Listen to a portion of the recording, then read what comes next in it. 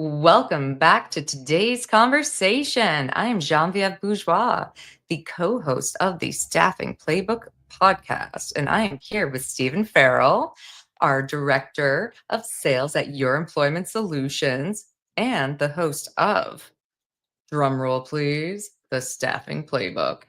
Hey, that was a great intro, Genevieve. Oh, well, thank you. All right. So, for today's conversation, we are going to be tackling the topic of Hold how. on. Oh, we got to hit the topic banner. Here we go. You got to announce it.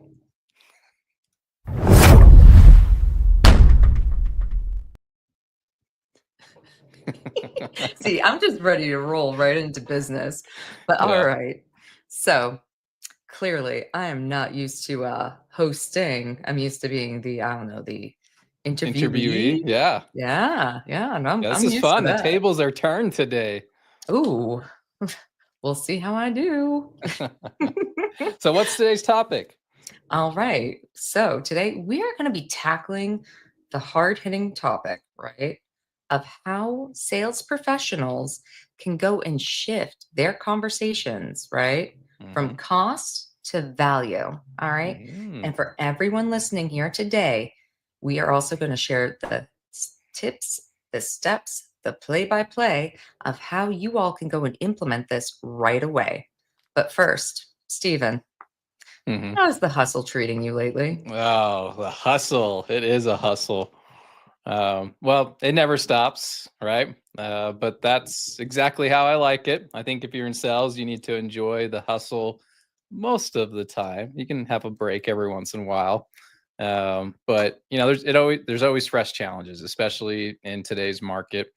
And plus, there is plenty of coffee to fuel the journey. So cheers. I mean, that's why I have an espresso machine at home. That's right. But yeah, staffing is really tough right now for new business, and I think we're all experiencing it. So I want to give you some hard facts just to lay the stage, the foundation for our conversation today. So if you're a sales leader, sales professional, you're in sales in the staffing industry, listen up because we're gonna give you a lot of good tips today. Like Genevieve mentioned, we're gonna give you the playbook of how to shift your conversation from cost, being transactional, being a commodity, to value selling. So let's start with just what brought us here today, Genevieve. When we're looking at the staffing industry, last year, 2024, I'm calling it the staffing slump. The worst year since the financial crisis of 08-09. The staffing industry took a huge hit in 2024. Revenue dropped 10% from 2023, which marks the worst year since the recession. Fast forward to 2025, the slump's not over. Year to date, the industry's down another 8%. From last year, one of the toughest years since 08. So that's a little terrifying. So let's break it down some more. In 2023, the U.S. staffing industry generated, correct me if I'm wrong in the comments, people, approximately $210 billion in revenue. Good year, 2023. 2024, after that 10% decline, revenue dropped down to 189 billion. So if you think about it, the industry has a staggering $36 billion loss in total revenue over a 2-year period. That's over 17% down cumulatively from 2022 or 2023 through 2024.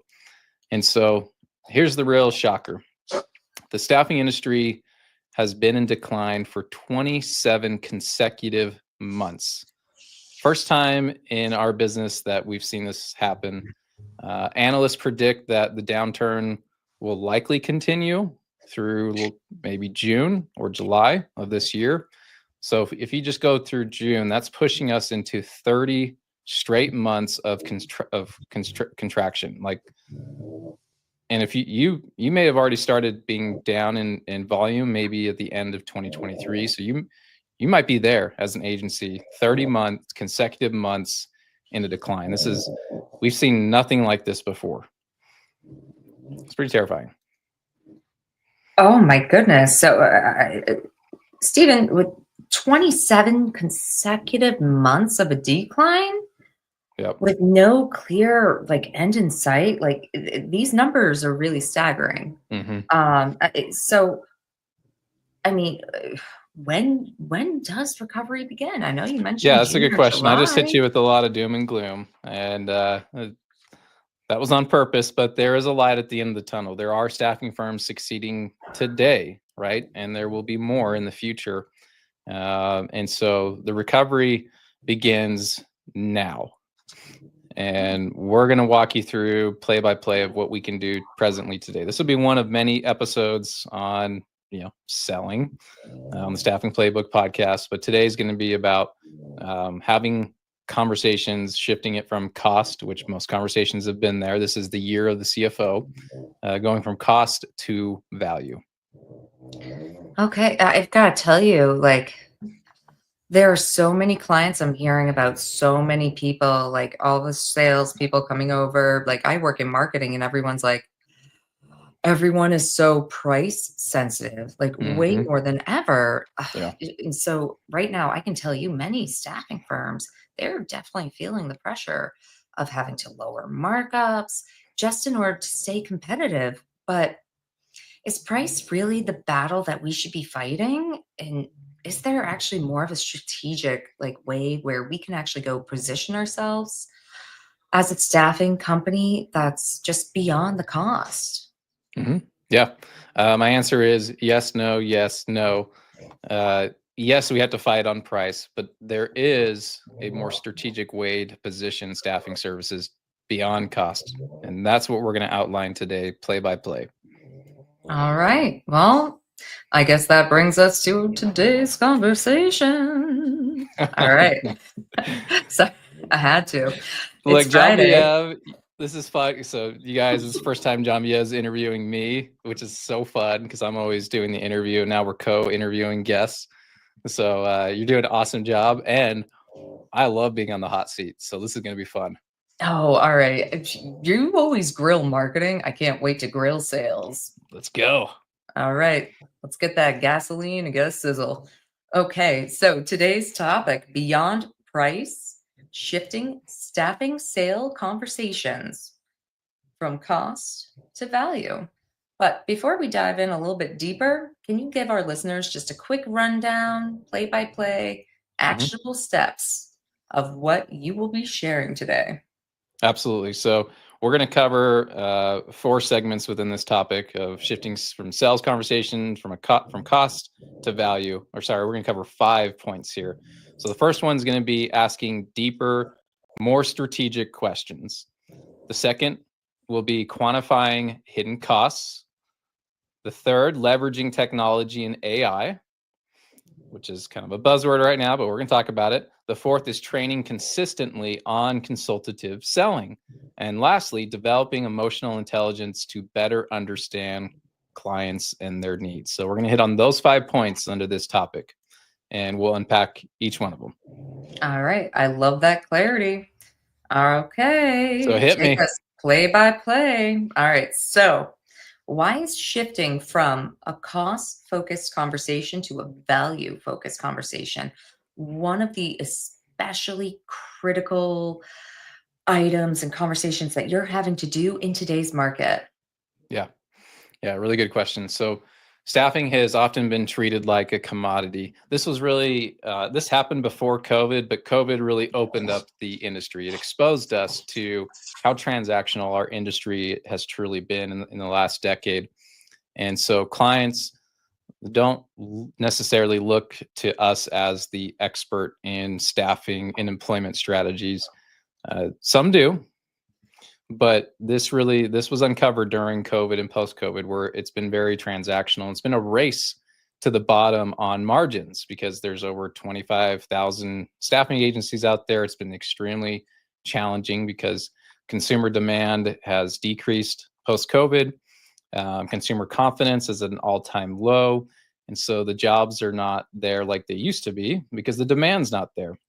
In addition to that, you've got companies that were forced to hire on their own as well as bring on multiple agencies during the late quarter, Q3 and Q4 in 2020. Excuse me. And so they were just forced. Their hands were tied. They had to just do anything they could to hire people. And so it became transactional. And then from there, when the jobs started dwindling and going away, you just have agencies that are trying to win that business, rightfully so, right? And so it's forced everyone here to compete on price. It's no different from what we saw in the appliance industry. Used to be great margin in that business. The big box retailers came in and hurt the little guys, and then everyone started competing on price, and now there's just no margin in that business. That's what we're seeing in staffing today. But we're gonna change that. We're gonna change your mindset, because it does not have to be that way. Warren Buffett said it best: price is what you pay, value is what you get. I want to clearly demonstrate value today, and how you can demonstrate value to your clients. I could not have said that better than myself. Like, I could not. All right, that's it.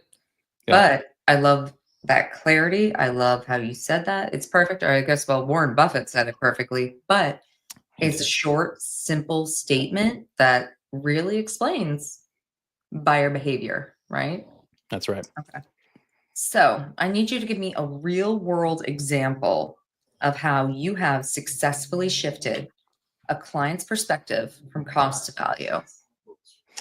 Yeah, I've got a great example, a recent new customer that we brought on board. And so large company, they have quite a demand for talent in the building. They were using a low cost provider agency in the building. They had been for a couple of years. So they reached out, wanted to just look for a secondary provider. So I got in there, had a proper discovery meeting, and through my careful questioning and doing an even much better job at listening, I determined that they are struggling to retain their talent, just high turnover. And the agency that they were using, low cost provider, was not providing the quality candidates that they needed. So that also contributed to their turnover and production needs not being met. And so I toured the facility. I talked to the supervisor, the line leads and supervisors, and some of the employees. Really tried to understand why this job is so hard, why there's so much turnover. And I came back to the HR team after I toured the facility and talked to a lot of people, and I was just like, I see why you have a challenge in recruiting and retaining talent. Like, this is a really hard job. It's very physically demanding. It's very technical, and you have to find the right people up front. You got to screen them properly, and this is not a job you just throw bodies at. Which sounds like your agency is just throwing bodies, and they agreed. And so I did not tell them I could help them in that meeting. I said, I need to go back to my operations team and discuss my findings with them to see if can we staff you? The answer is yes. The next question is how? What's our plan? So we're going to come up with a plan if they believe we can staff for you. So that's exactly what I did. Went back to our operations and recruiting team, laid everything out and every detail.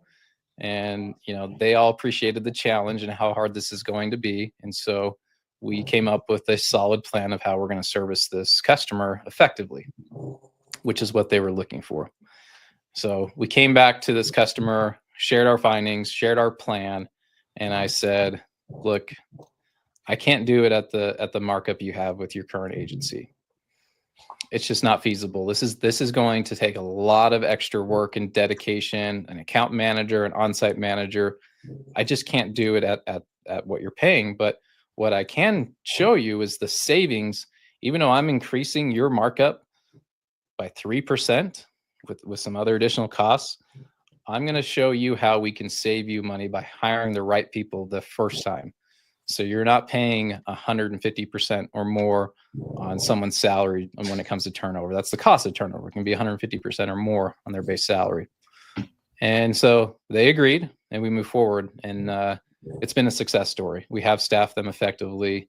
We've got great tenure there, and the customer is very happy. Okay, so I've got two like just takeaway points. Back when I was working in sales, and also I took a sales class in college and all of that. Like the biggest thing that was just, imprinted on my mind, and it was one of those things. Even our professor went and gave us a coaster, and it went and said, "No deal is better than a bad deal." So it looks like Hmm. based off of like taking a consulting approach, but we're going to stick a pin in that for a second. Yep. But so essentially,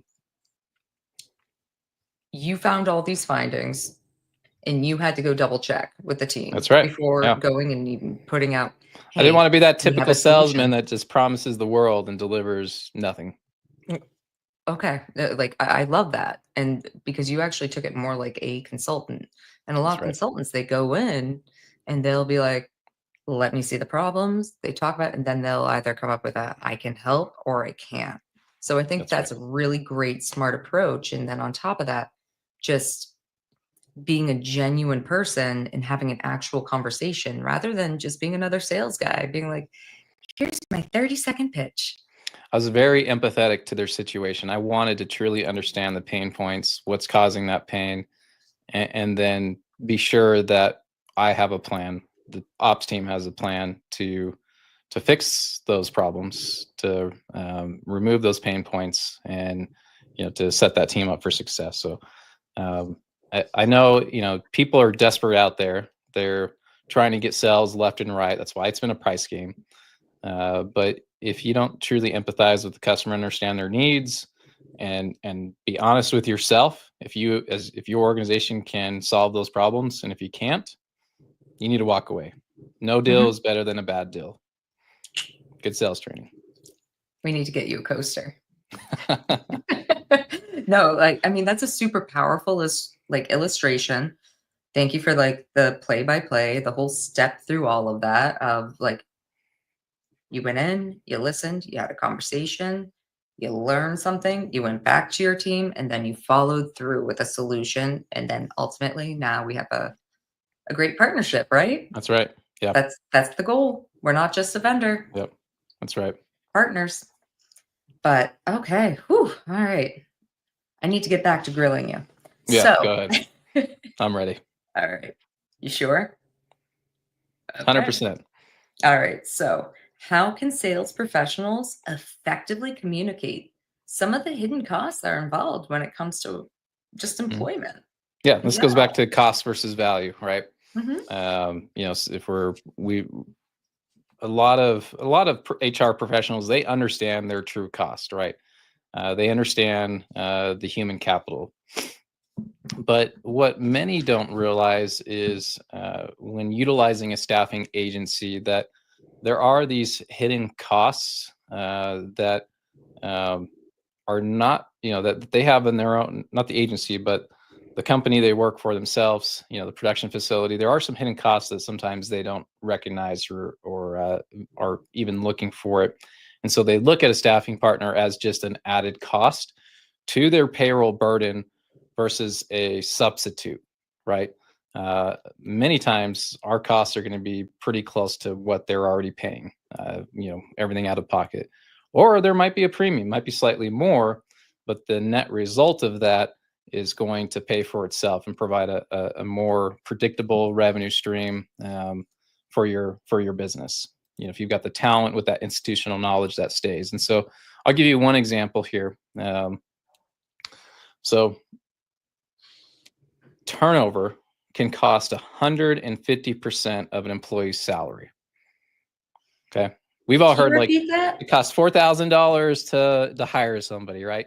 Well, the new number is, and the data supporting this is, it can cost 150% of that employee's salary. So say, average salary, even if they're hourly, it's times that by 2080, 2,080 hours in a year. Let's just say an average salary for production workers, $40,000 a year. Okay. So it could cost you 150% more on their base salary for that turnover. Oh my goodness. No, that's really expensive, especially for like that's just so expensive, especially for like some smaller companies Oh, or for just sure. for anyone in general. So reducing turnover is a huge selling point because that, I guess, turnover is a hidden cost. It's a hidden cost, and there's all these other costs, these soft costs that we don't think about. It's company reputation in the community. If Hmm. you got let go and it wasn't your fault, right? You just were set up for failure. You're going to tell all of your friends and family members and anyone that's considering. I've seen people posting on Facebook groups like, "Hey, has anyone worked for this company?" And you see like 95% of the comments are all negative about the company. It's like, wow, you just damaged your reputation as a company. And then there's other costs of just, think about morale when you have high Hmm. turnover and production needs that need to be met. And so it starts with the trainers that are training them. There's just this just constant training and training and retraining. They get fed up, right? Yeah. I know they've been hired to be a trainer, but they don't need to be training for the same position over and over because your agency isn't supporting you with the right person the first time. So there's a lot more other fixed costs, variable costs there, I but guess that's that one. explains the flyers I've had to make for you. Yes, it does. Yeah, No, it really does. And honestly, if you ever have any questions, please reach out to Steven. I guess you could reach out to me too, but he's going to be more educated on this because I'm in marketing. And then we'd be more than happy to provide absolutely. like just essentially like a true cost, like really remove any and all of the like hidden variables that could impact these businesses and other staffing firms as well. Maybe Yeah, then and we should be a little bit more transparent. you have to ask your prospect, like, what costs are they looking at? What are they measuring? Are they on track? Are they hitting their budget? Are they missing their budget? One thing is overtime. How much overtime are you spending in your facility right now? If you're Mhm. shorthanded, you're probably spending more than you'd like, right? If you have high turnover, you're spending more on overtime. And there's so many more costs: hiring, recruiting, retention, the job ads, the time it takes. It can take up to 37 hours just to hire one person if you're doing Mhm. it on your own. And so these are costs that you need to have a discussion with your prospect about, see what they understand, what's hurting them the most, and how do we solve that cost problem. All right. Wow. I mean, whew, that's a lot to take in right there. But I do love your honesty about this, and I love the approach. And so it goes and it makes me think about how in the past, in previous episodes Hmm. of the Staffing Playbook podcast. Sorry. I have you've actually brought up like the 27 touch points of the customer Hmm. journey. And so my main question here is, does this reinforce like value first like conversations, or is this Hmm. something like that is like how does it work? Give me a real Yeah. life example. Yeah. So you mentioned an earlier podcast we talked when we were talking about marketing and sales, how in the past it would take 7 connects to get someone's attention, get them to talk to you, and hopefully work with you as a customer, if they're a qualified customer. Now we're hearing numbers. It takes 17 like touches to even get a hold of someone. Like 17 phone calls between popping in, phone call, email. It takes 17 touches to get your prospect to pick up the phone. For us, what we're measuring is the entire journey from first hearing your name to signing a contract and then working with you. And we've developed 27 individual touch points to get us there. And the primary purpose of that is to demonstrate our reliability, our quality, that we're invested in you and your outcomes. This is not transactional. That we're willing to put in the work to understand your business. We're not only do we look at your job ads, but okay, you're a 3PL. Okay, what's going on right now in the world of logistics and transportation and freight costs and fuel surcharges? Like, what does storage look like across the country for 3PLs? What's the demand? Is it increasing? Is it decreasing? How are potential tariffs affecting 3PL companies? All of that. So we're really trying to understand your business, and so we can understand your pain points, whether they're active or latent. And once we've understand that, as we go through this customer journey of prospecting to getting you on board as a customer that we can service, every touch point is intentional, right? We're coming to the table with value. we're trying to understand your needs fully, your pain points, and sometimes you don't have any, and we move on. We come back at another date. But often there's what's called a latent pain point, meaning you don't know that you have it. You've got other irons in the fire, just things you're dealing with. You don't realize that these are pain points over here. And so through proper discovery, meaning conversations, doing your research, you might be able to uncover some latent pain points or future pain points. And so again, those 27 touch points are about delivering value before you even discuss price. I've always told my sales team, if you are talking to a prospect and you've determined they are not qualified, you don't want to work with them, give them the price, quote them the price, give them the terms of service right there in the discovery meeting. Hey, your markup's going to be 32%. We're going to charge you $35 for a background check, $15 for a drug screen. I'm just making up numbers here. Conversion terms are going to be 700 hours.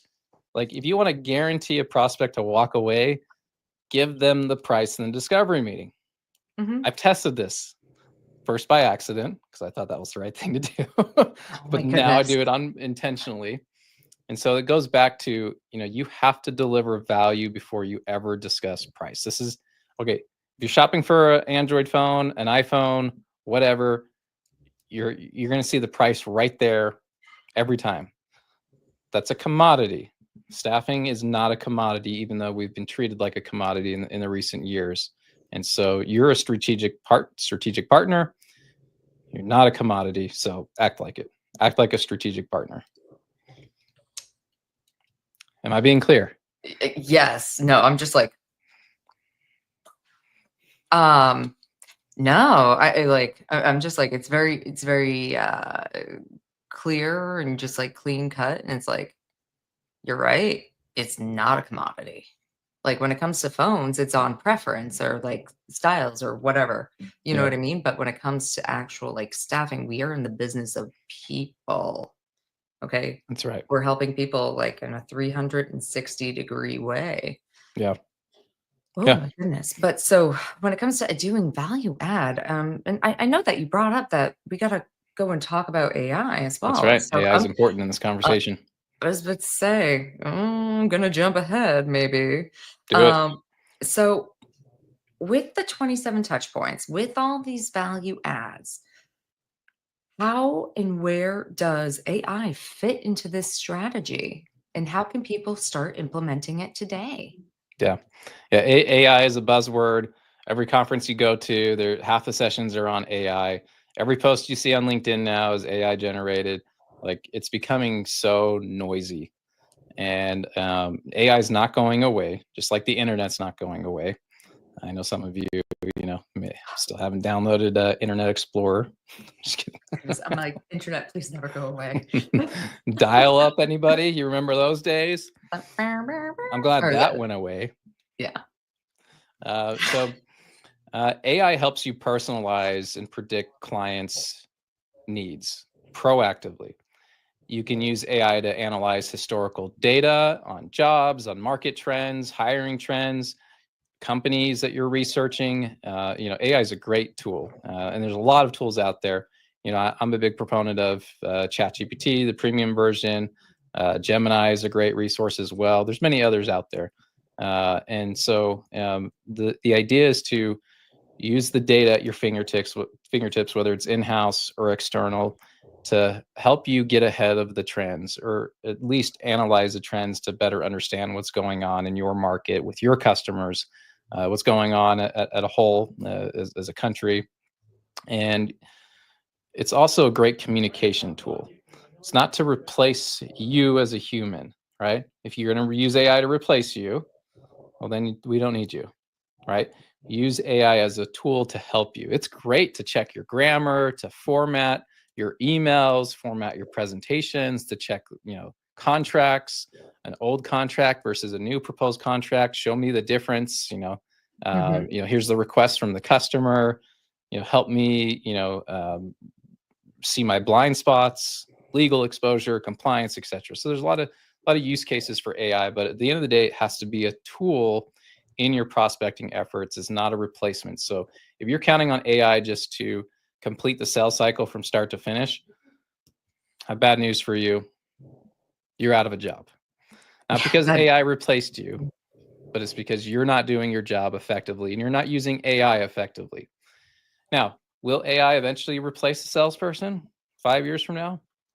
It's possible at the rate, with AI, who knows? But today, use it as well, a tool. yeah, use that as a tool because I gotta tell you, like I said, we are people. We're only human, and the thing is, building and like trust and relationships, AI can't go and just do that for you. And so that's where like leveraging it as a tool, because I use it like if I'm like, ooh, I can't think of something, or I need 20 topics on blah blah blah, blah whatever I need. Yeah, I'll use it almost as like a brainstorming tool, but then that just gets my brain going and actually doing the thing. But we're in the business of people, and that's people right. still like if they trust you and if you have that relationship with them, they are more likely to go and work with you, right? That's Versus right. an AI bot. Yeah. No, So I mean, AI is very useful. I use it every single day. It's a productivity hack for me. Like this podcast we are recording right now, when we're done, 5 minutes from now, I will have 15 to 20 shorts already cut, transcribed, like graphics within 5 minutes of this recording. Like that would take me hours just and a guess what? couple That years takes ago. hours off of my work plate. Yeah, you're welcome. So I'll take it. Thank you, AI. See, like Yeah, that's a good positive way of using it. I love that example, that's right. personally speaking. Yeah. So don't let AI replace your communications. Let it enhance your communications. Okay. That's my primary tip on AI. We will do another episode on AI when it comes to selling, effectively using AI, but that's for another cup of coffee. Oh my goodness. I wish I had more coffee in my system. But okay, no, so I love that approach. I love how you're just putting out kind of like, hey, the warning signs, like don't just do it to do it, but use it and leverage it as a tool. I think that's just so educational and just absolutely brilliant. Yep. Okay, so I know we got a couple more things we got to talk about today Yeah, we got as I number pretend 4. to We check got the we got watch. 2 more. That's right. All right. So you mentioned training. How do you consistently train your sales team to embrace value selling? Yeah, training, we talked about this at the beginning on, one of the line items here is a consultative approach, value driven selling. And I think that's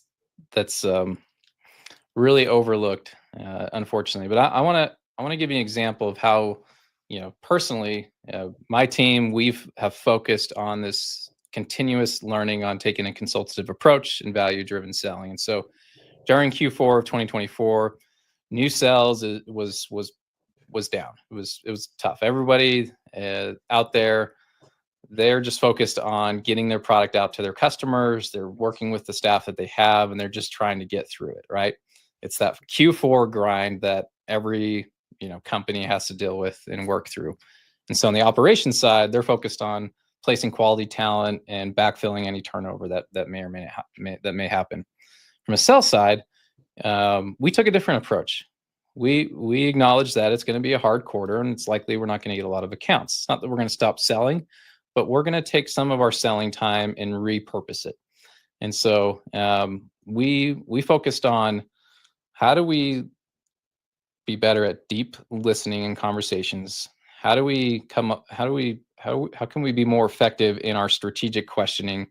And how can we communicate measurable outcomes in our conversations with our customers?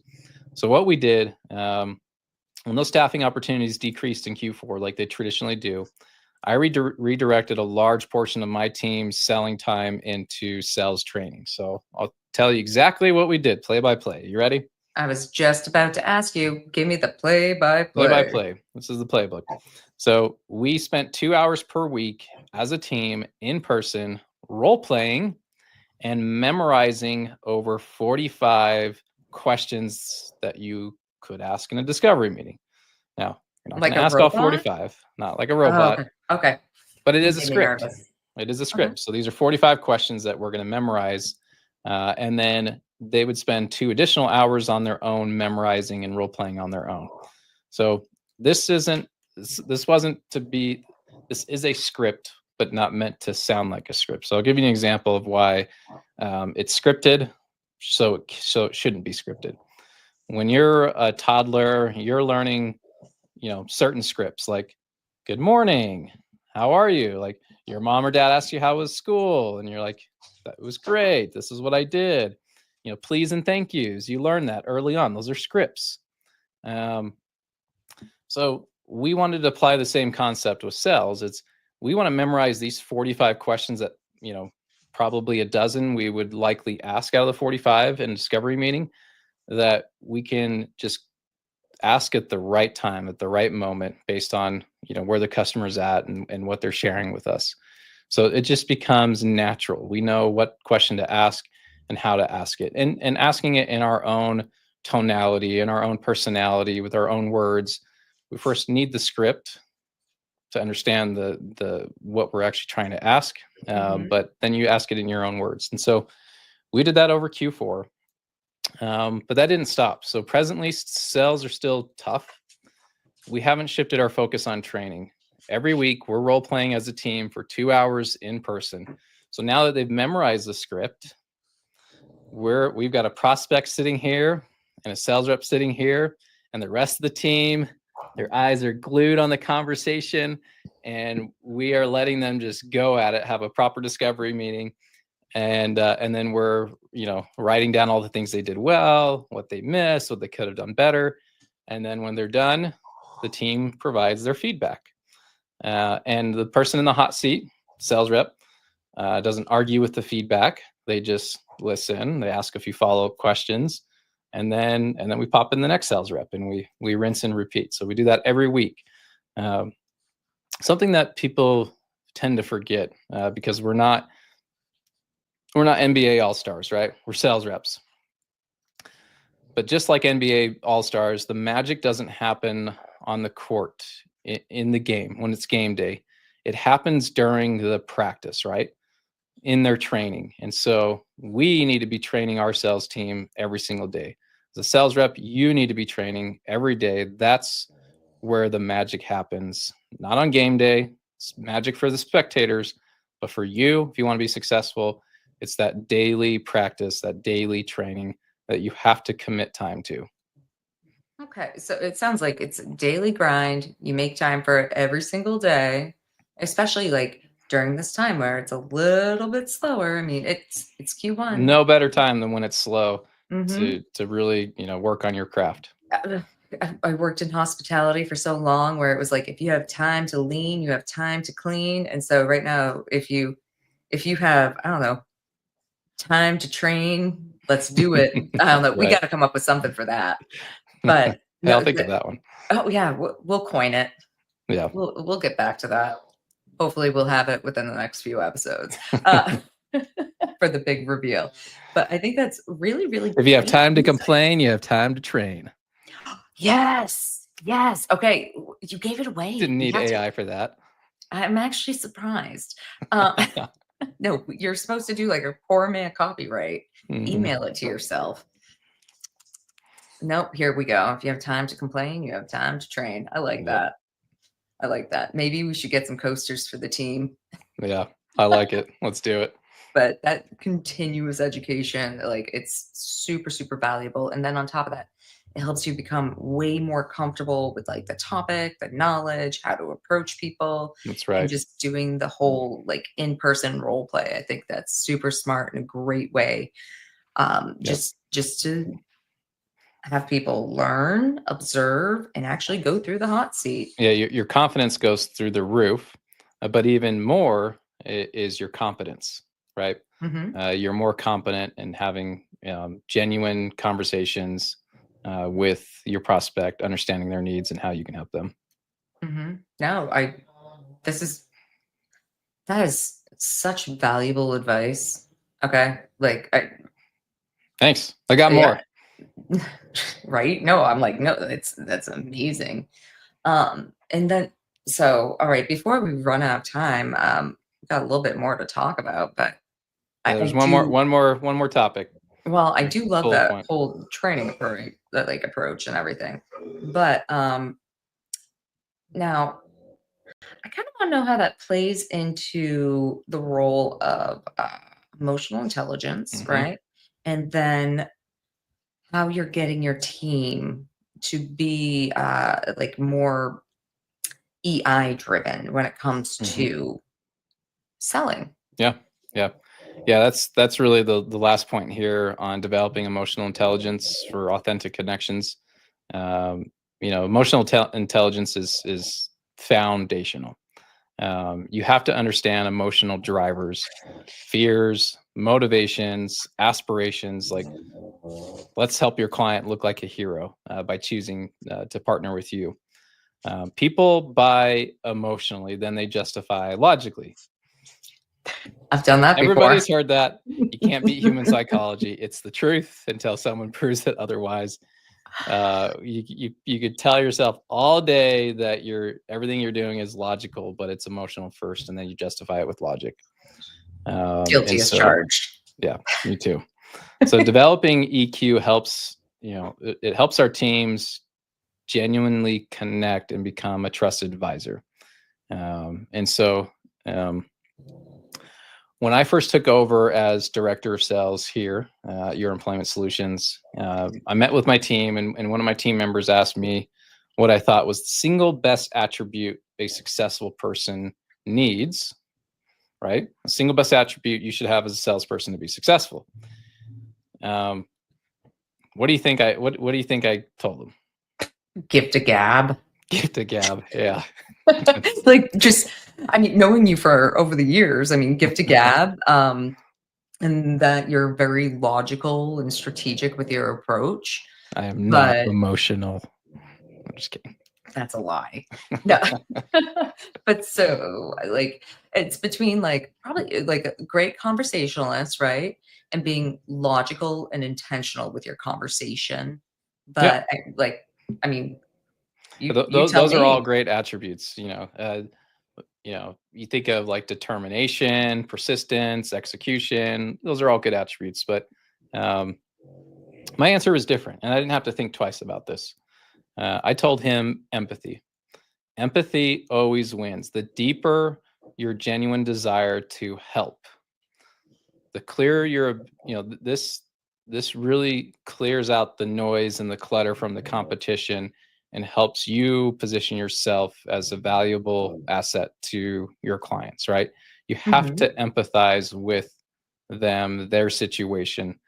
And part of that is consistency. Like, you can't be genuine one day and be very empathetic, and the next day it's all transactional. You have to show up. Just mhm. like those 27 touch points we referenced a few minutes ago, you've got to be intentional with every one of those touch points along the way, and you have to be empathetic to your customer's situation. And that's going to build trust and credibility over time. And so, if you're looking for the single best attribute for a successful salesperson that they need to showcase authentically, is empathy. Start there, and your business will be less transactional. Your conversations will be less transactional. Yeah, I'm just like, I think that's phenomenal. Because in my previous life, it was one of those things. I can teach anyone how to do any type of skill if I know how to do it, right? But I can't teach personality or work ethic. But also, I mean, you can't teach empathy that easily. Like, No, and so that's why you it want to can make be sure, learned, but yeah, like, the first step is recognizing if you're really tuned into the conversation, you're actively listening, you're mhm, really understanding their true pain points, and you're asking enough questions to get down to the root cause of their pain, why mhm, they haven't done anything about it before, what are they going to do it, when are they going to change, how long will that take, what are some of the unintended consequences if they don't make that change in the near mhm, future.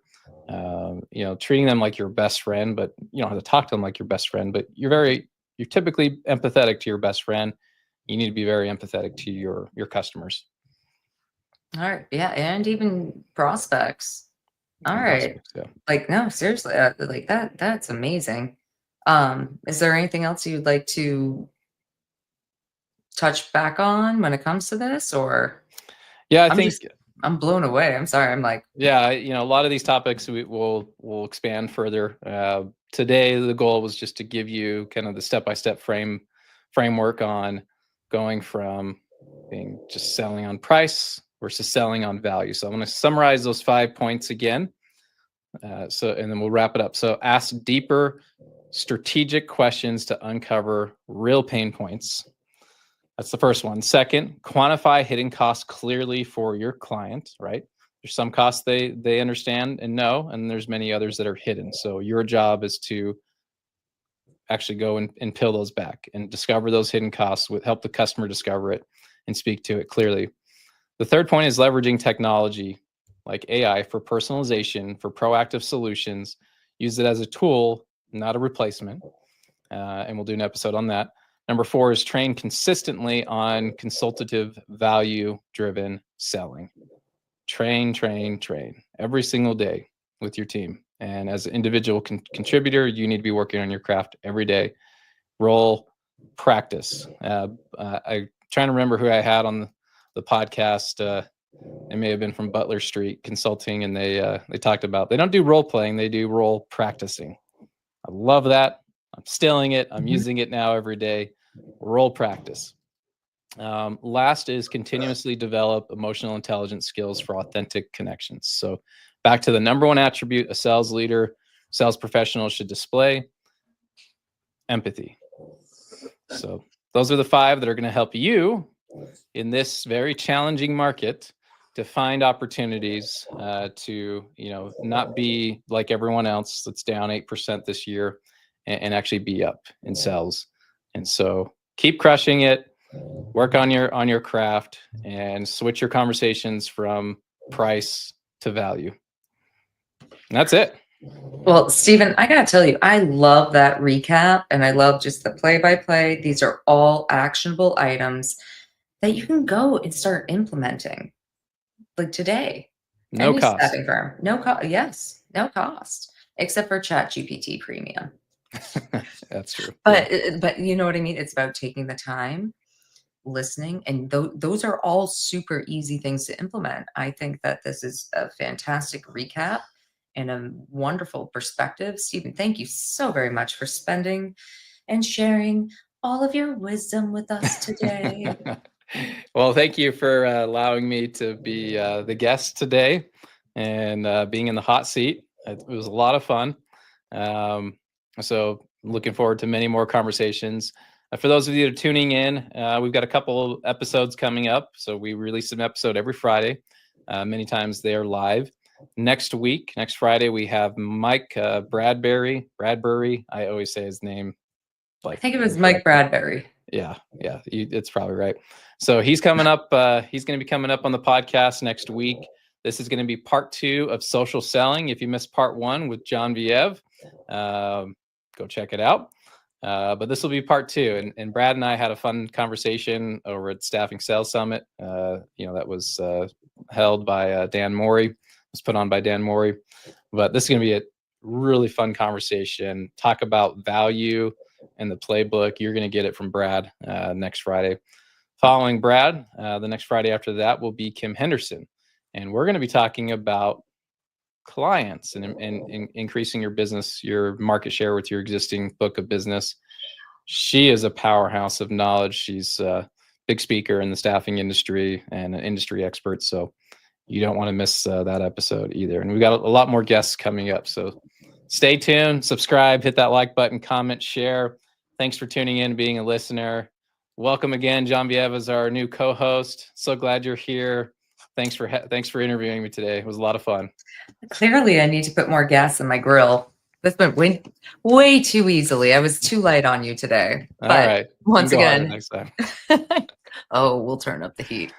But once again, thank you all for joining us with the Staffing Playbook podcast. We'll see you next time. Have a good weekend.